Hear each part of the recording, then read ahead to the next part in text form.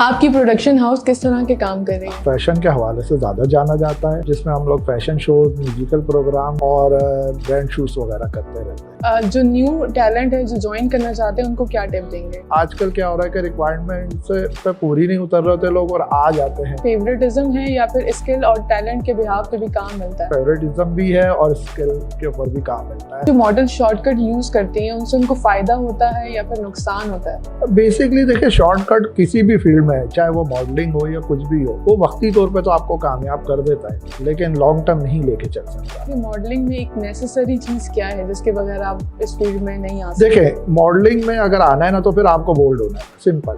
तो मेन मसला इसमें अटकता वो है आजकल दोस्तियों का और मोहब्बत का। लड़की आई नहीं और उसकी दोस्ती और मोहब्बत हुई नहीं और समझ लो उसका फ्यूचर खराब हुआ।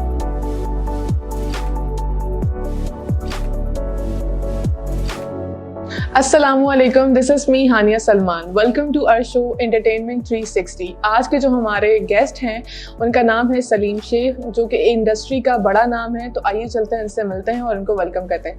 वेलकम सलीम, कैसे हैं आप? बिल्कुल ठीक है, आप सुनाए तबीयत कैसी है? ठीक है अल्हम्दुलिल्लाह जी। आप बताइए आप कैसे हैं? मैं और बिल्कुल ठीक हूँ। हमारे और शो में आके कैसा लग रहा है आपको? बहुत ज़बरदस्त शो है और आप माशाल्लाह बहुत अच्छी होस्टिंग कर रही हैं। Thank you. इसके लिए आपको बेस्ट विशेज़ हैं। और फैशन के हवाले से कुछ सवाल जवाब होंगे, मैं इंशाल्लाह उनका जवाब देता हूँ। आप कोई सवाल करें। आपकी प्रोडक्शन हाउस किस तरह के काम कर रही है? बेसिक हमारा प्रोडक्शन हाउस फैशन के हवाले से ज़्यादा जाना जाता है, जिसमें हम लोग फैशन शो, म्यूजिकल प्रोग्राम्स और ब्रांड शूट्स वगैरह करते रहते हैं। तो उसमें नए लोगों को हम चांस देते हैं, ज़्यादातर नए टैलेंट को, चाहे वो मेल हो फीमेल हो, उसको हम चांस दें। इसी तरह न्यू सिंगर्स हों, होस्ट हो, कॉमेडियंस हो, इन सब को हम लोग चांस देते हैं अपने प्रोग्राम्स के थ्रू। जितने भी हमारे प्रोजेक्ट्स होते हैं उसमें हम नए लोगों को देते हैं चांस। तो बस हम तो यही बोलेंगे कि आप आएँ और अपना जो टैलेंट है उसको शो करें हमारे प्रोजेक्ट्स में, हमारे प्लेटफॉर्म पे। जो न्यू टैलेंट है जो ज्वाइन करना चाहते हैं उनको क्या टिप देंगे? वो उनके कैसे लिए ज्वाइन कर सकते हैं? देखें, सबसे पहले तो आप जब आ रहे हैं तो पहले आप देखें कि आप उस जिस चीज़ के लिए आ रहे हैं आप उसके कितना मतलब काबिल हैं, वो करना चाहते हैं। एज अगर मॉडल आ रहे हैं तो पहले तो आप अपने आप को जज करें कि हम मॉडल बन सकते हैं या नहीं बन सकते। हम ग्रूम तो कर सकते हैं, लेकिन जाहिर बात है आप में उतना टैलेंट भी होना चाहिए। रिक्वायरमेंट बिल्कुल, उस रिक्वायरमेंट पे आजकल क्या हो रहा है कि रिक्वायरमेंट से पे पूरी नहीं उतर रहे होते लोग और आ जाते हैं। अच्छा, फिर उनको ग्रूम करने में इतना टाइम निकल जाता है, उसके बाद फिर वो कुछ सीखते नहीं है, घर से उनके बड़े प्रॉब्लम शुरू हो जाते हैं। इस वजह से फिर वो बैक हो जाता है। हमारा टाइम ज़्यादा ज़ाया इस चीज़ में होता है। तो हम ज़्यादातर नए आने वाले टैलेंट को कहते हैं कि अब आप सोशल मीडिया पे, यूट्यूब पे, मुख्तलिफ चैनल्स पे आप देखा करें। अगर आप एज अ मॉडल आना चाह रहे हैं कि वो लड़कियां हैं तो वो रैम्प कैसे कर रही हैं, लड़के हैं तो उनको कैसे रैम्प करनी चाहिए, ये सब चीज़ें आप जब देख के आएंगे किसी एड एजेंसी में या किसी प्रोडक्शन में, तो आपको आसानी होगी अपने काम को शो करने के लिए, अपने टैलेंट को शो करने के लिए। ठीक है। अच्छा, मुझे ये बताएं कि इस फील्ड में जैसे फेवरेटिज्म है या फिर स्किल और टैलेंट के बिहाव पे भी काम मिलता है? ये सवाल कुछ इस तरह का है कि फेवरेटिज्म भी है और स्किल के ऊपर भी काम मिलता है। ऐसा नहीं है, जाहिर बात है आप में जो टैलेंट है वो मिलेगा, वो कहीं ना कहीं काम ज़रूर आता है। चाहे आप कहीं पे भी हों, अगर आप में टैलेंट है तो वो कहीं ना कहीं आपके काम आएगा। फेवरेटिज्म तो हर जगह है, चाहे आप जॉब पे चले जाएँ, चाहे शोबीज़ में आ जाएँ, किसी भी जगह चले जाएँ, वो है। लेकिन आपका टैलेंट उस पर ज़्यादा आगे लेके जाता है उस चीज़ में। ठीक है, मतलब ज़्यादा मैं ये पूछना चाह रही थी कि ज़्यादा फेवरेटिज्म है या फिर ज़्यादा आपके स्किल को देखा जाएगा? नहीं, देखिए, फेवरेटिज्म तो मैंने कहा ना हर जगह है, लेकिन आपके स्किल्स के बगैर तो उस फेवरेटिज्म का भी फ़ायदा नहीं है ना। आप आए फेवरेटिज्म पे, एक आध काम किया, चले गए। आपका टैलेंट आपको आगे लेके जाता है किसी भी काम में, तो वो टैलेंट होना बहुत ज़रूरी है। तो टैलेंट के बिना कोई भी आगे नहीं जा सकता। ये सिर्फ सोच है लोगों की कि हमें फेवरेटिज्म है, लेकिन वो एक हद तक है। उसके बाद जाके फिर आपको अपने टैलेंट पे आना ही पड़ता है। तो इसलिए कहते हैं कि बेसिक टैलेंट हमेशा जीतता है। आपकी नज़र में किसी भी मॉडल या एक्टर को किस चीज़ का ख्याल रखना चाहिए मीडिया इंडस्ट्री ज्वाइन करने से देखिए, सबसे पहले तो जो एज ए मॉडल आ रही है उसको पता होना चाहिए कि मेरा मतलब एक उसका मेंटल लेवल बहुत अच्छा होना चाहिए। एजुकेशन बहुत ज़रूरी है। सबसे मेन चीज़ एजुकेशन नहीं है हमारे यहाँ पे, उसका ख्याल नहीं रखते। आपको पता ही नहीं होता कि आप जिस जगह जा रहे हैं उधर जाने के क्या मैनर्स हैं, वहाँ बैठने का क्या सिस्टम है, किस तरह बात करनी है, किस तरह चलना है, ड्रेसिंग क्या करके जानी है। ये सब चीज़ें बहुत ज़रूरी है और ये सब आती है एजुकेशन से। तो एजुकेशन मस्ट है। और ये बताइए कि अभी तक आपने कितने फैशन शोज किए हैं? फैशन शो तो मैं ये कह सकता हूँ ज़्यादा नहीं, लेकिन माशाल्लाह ब्रांड शूट्स में बहुत ज़्यादा करे हैं, TVC बनाए हैं, ब्रांड शूट्स करे हैं। फैशन की तरफ जब से आया हूँ माशाल्लाह बहुत अच्छा काम किया है, अल्लाह ने बड़ी इज्जत दी है। शहर कराची में सब लोग जानते हैं शेख प्रोडक्शन, जब भी कोई शो करने जाता है तो लोग बहुत आते हैं देखने के लिए कि इनका शो है, और अल्लाह इज्जत देने वाला, सिंपल। अच्छा, मुझे ये बताएं, फैशन शो का कोई वर्स्ट एक्सपीरियंस हमारे साथ शेयर करें अपना। फैशन शो का वर्स्ट एक्सपीरियंस ये होता है कि अगर आपकी टीम ख़राब है तो समझ लें आप डूब गए।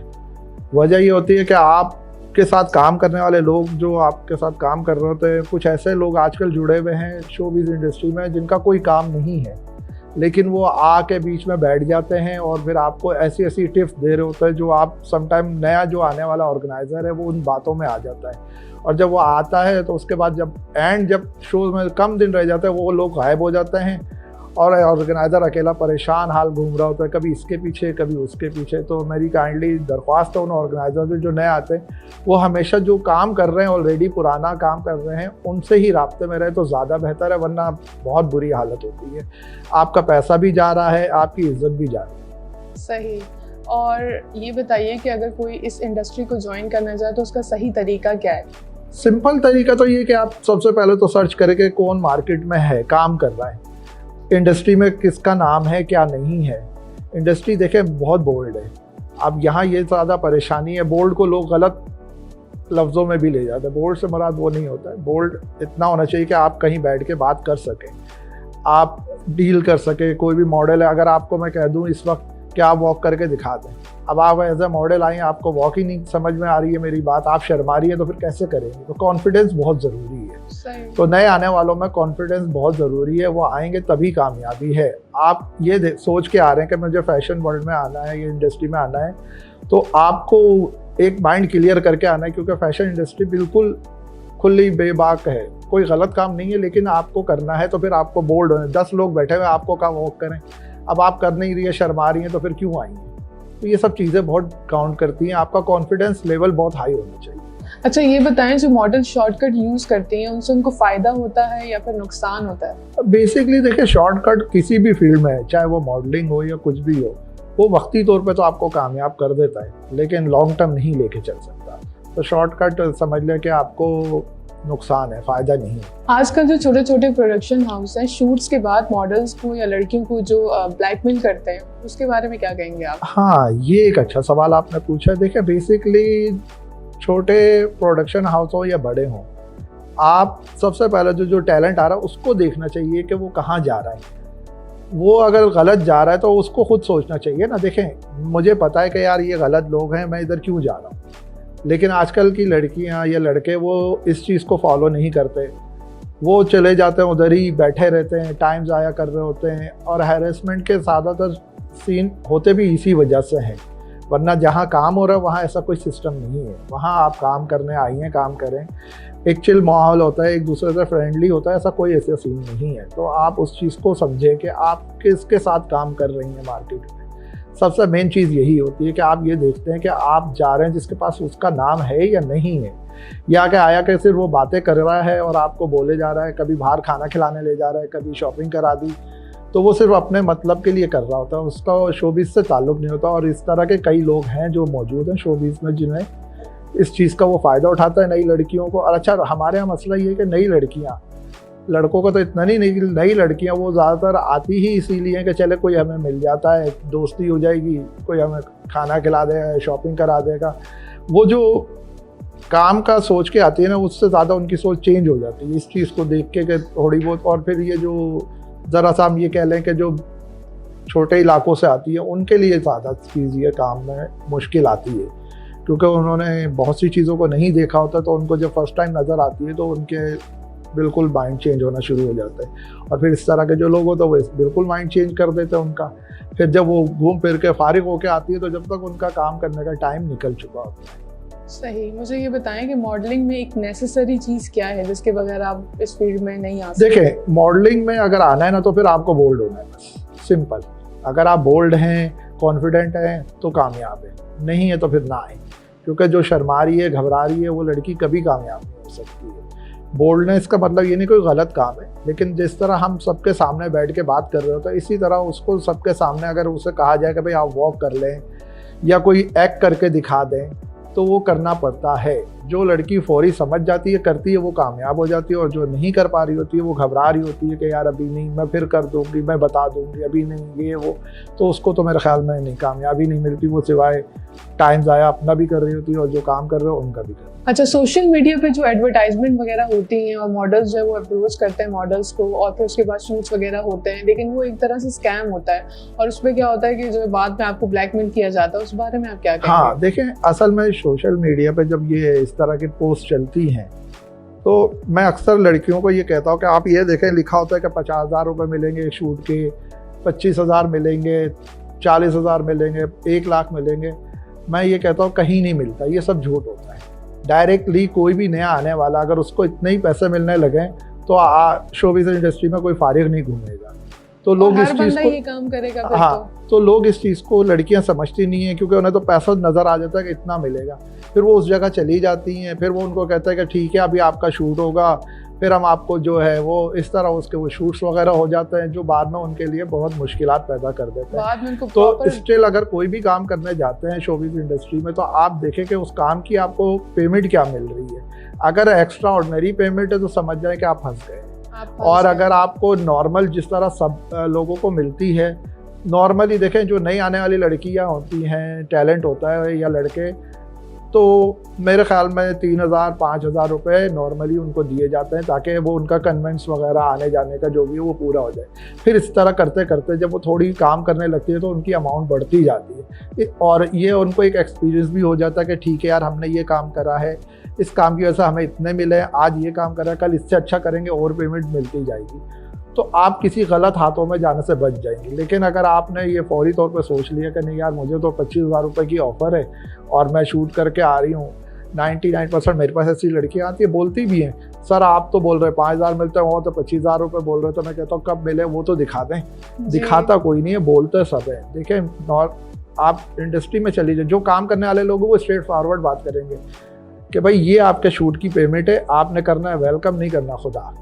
जैसे न्यू टैलेंट है जो आना चाहते हैं और उनके पेरेंट्स उन्हें सपोर्ट अगर नहीं करते, फिर भी वो इस फैशन की फील्ड में या मॉडलिंग की फील्ड में आना चाहते हैं, देखिए, तो उनके बारे में क्या कहेंगे? मैं ये कह सकता हूँ कि आना कोई मना नहीं है, लेकिन पेरेंट्स की इजाज़त बहुत ज़रूरी है। क्योंकि आप जब हम कोई शूट कर रहे होते हैं ब्रांड का, आप इजाज़त लेके नहीं आई होती हैं, फिर आप बाद में बोलती है कि उसको आपने पब्लिक नहीं करना है, तो भाई हमने फिर शूट क्यों करा। एक दूसरी बात ये कि कई ऐसे होते हैं कि जिनके अक्सर ये होता है कि वो घर में बताती नहीं है, आ जाती हैं कि हमने ओके कर लिया, इजाज़त ले ली है, और जब हम शूट करते हैं उनके घर से कोई ना कोई आ जाता है, और वहाँ पे एक नया मसला खड़ा हो जाता है कि यार ये आपने किससे पूछा था भाई, तो हम बोलते हैं इन्होंने बोला कि अपनी वालदा से पूछ लिया। तो कोशिश करते हैं कि नए लोगों को कि आप अपने घर से किसी एक फर्द को ले आए स्टार्ट में, और नहीं ला सकती हैं तो कम से कम एक दूसरे बात करवा दे घर से कि भाई ठीक है यार ये है। और एक और सबसे बड़ा जो मेन मसला इसमें अटकता है वो है आजकल दोस्तियों का और मोहब्बत का।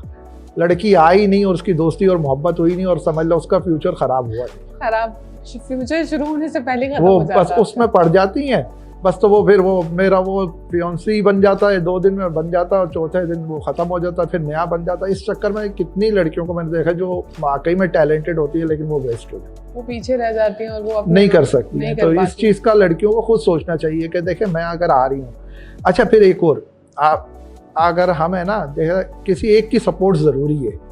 अगर कोई भी ऑर्गेनाइजेशन है या कोई प्रोड्यूसर डायरेक्टर, अगर वो आपके साथ अच्छा चल रहा है तो आपको सपोर्ट कर रहा है, तो आप उसकी बात को सुने, आप उसकी बात को अनसुनी ना कर दें। वो आपको बताता है अपना एक्सपीरियंस कि यार इस बंदे से मिलने जा रही हो तो मुझे बता दोगी तो मैं तुम्हें समझा दूंगा कि काम करने वाला है या तुम्हारा टाइम ज़ाया करेगा। लेकिन लड़कियां ज़रा सा एक काम करती हैं और वो सारी बातें छुपा छुपा के कर रही होती है, जिसकी वजह से वो कामयाब। शोबिज़ की दुनिया कैसी है? शोबिज़ की दुनिया बहुत अच्छी, समझ लें कि ड्रीम लाइफ है, जिसको कहते हैं कि आप अक्सर देखें कि इंसान सोचता है कि यार मैं ये कर लूँ तो कितना अच्छा, सारे लोग मुझे पूछेंगे, मेरे हर जगह तारीफ़ हो रही होगी, लोग आके इंटरव्यू लेंगे, कोई ऑटोग्राफ लेगा, तो ये एक ड्रीम लाइफ है। लेकिन ये इस सक्सेस के लिए आपको कुर्बानी भी बहुत देनी पड़ती है, दिन रात आपको काम करना पड़ता है, बहुत मेहनत से लगन से काम करेंगी तो ही आपका जो ड्रीम पूरा होगा, अदरवाइज़ तो फिर मुश्किल है। तो शोबिज़ मेरे हिसाब से बहुत ज़बरदस्त मतलब इंडस्ट्री है जिधर आप आके अपने टैलेंट को शो करें और कामयाबी से आगे जाएं। आप खुद भी एक अच्छी मतलब मॉडल बन सकती हैं या कुछ बन सकती है, तो अपने आप को भी आप सपोर्ट कर सकती है और अपनी फैमिली को भी कर सकती। तो जो लड़कियां ये सोच के आती है कि हमने अपने आप को आगे लेके जाना और अपनी फैमिली को सपोर्ट करना, वो कामयाब हो जाती है। मेरे सामने कितनी लड़कियां हैं जो आई हैं गई हैं और माशाल्लाह बहुत कामयाब हुई हैं। बहुत ऐसी हैं कि जो मतलब आज मैं देख रहा हूँ मेरे सामने ही कितनी आई हैं जिन्होंने शुरू करा शूट से, फैशन शो से, फिर वो ड्रामों की तरफ चली गई, वहाँ से कमा के आज अब खुद सेटल हो गई, शादी करके आराम से बैठी, अपनी फैमिली को भी सेट कर दिया। तो जो ये थीम पे या इस सोच पे आती है, काम करती है कि मुझे अपने लिए कुछ करना और अपने घर वालों के लिए, वो कामयाब हो जाती है। और जो मतलब इस ड्रीम वर्ल्ड कह सकते हैं इसको, इतनी चकाचौंध रोशनी में जो बस खो गई तो वो खो गई। लेकिन यही है कि ड्रीम वर्ल्ड तो है, लेकिन आपको साथ में मेहनत भी करनी नहीं, मेहनत के बगैर तो देखिए कामयाबी है ही नहीं ना। मेहनत तो हर चीज में है। आप अगर मेहनत नहीं करेंगे तो कैसे कामयाब होंगे। अब आपको कॉल आ रही है कि भाई आपको शूट पे आना, अब आप सो रही हैं सुकून से, 4 बजे पहुंचने, आप पहुंचे 8 बजे, तो आपकी जगह उस वक्त तक दूसरी लड़की आकर शूट करके जा चुकी होगी। तो इसलिए आपको अपने टाइम की, अपने हर चीज़ की कुर्बानी देनी पड़ती है। So, आप खुद इस फील्ड में हैं, तो आप अपना भी मुझे पूरी जर्नी बताएं कि आपको आपके पेरेंट्स ने सपोर्ट किया। बिल्कुल, मेरे पेरेंट्स ने सपोर्ट किया। बेसिकली मैंने एडवर्टाइजिंग एजेंसी में फर्स्ट टाइम जब जॉब की थी, तो आसिफ रज़ा मीर उज़्मा गिलानी की एडवर्टाइजिंग एजेंसी थी ब्लेज़ोन, उसमें जॉब करी। फिर वो एंड हुआ, उसके बाद से फिर मेरा अपना जर्नी चलती रही। मुख्तलिफ छोटे छोटे प्रोग्राम्स में जाता रहता था, लोगों से देखता रहता किस तरह कर रहे हैं, सीखता रहता था। करते करते फिर मैंने शुरू कर दिया और बहुत माशाल्लाह बहुत अच्छा चलता है, शुक्र है। मेहनत करी, टाइम दिया, उस टाइम का फ़ायदा ये हुआ कि फिर वो हमें कामयाब। इसमें फिर मेरी घर वालों ने मुझे बिल्कुल सपोर्ट करा। मेरी वाइफ जो बहुत सपोर्टेड है, उन्होंने बहुत ख्याल रखा, कभी किसी चीज़ का बुरा नहीं माना। उन्हें पता है कि मैं किस फील्ड में हूँ, तो वो उस हिसाब से मुझे डील करती हैं। वो मेरी कोई शिकायत भी कर दो तो बोलती नहीं, उनकी फील्ड ही यही है। सही। तो लड़कियों का आना जाना लगा रहता है, तो इस वजह से वो मतलब हमेशा सपोर्टेड रही हैं। सही। चलें जी, आपके साथ बहुत मज़ा आया, बहुत अच्छा हमारा जो है वो गपशप रही। थैंक यू सो मच आपका हमारे शो में आने के लिए। तो जी ये था आज का हमारा शो। मिलते हैं आपसे इंशाल्लाह नेक्स्ट शो में। अपना बहुत सारा ख्याल रखें और मुझे इजाज़त दीजिए। अल्लाह हाफ़िज़।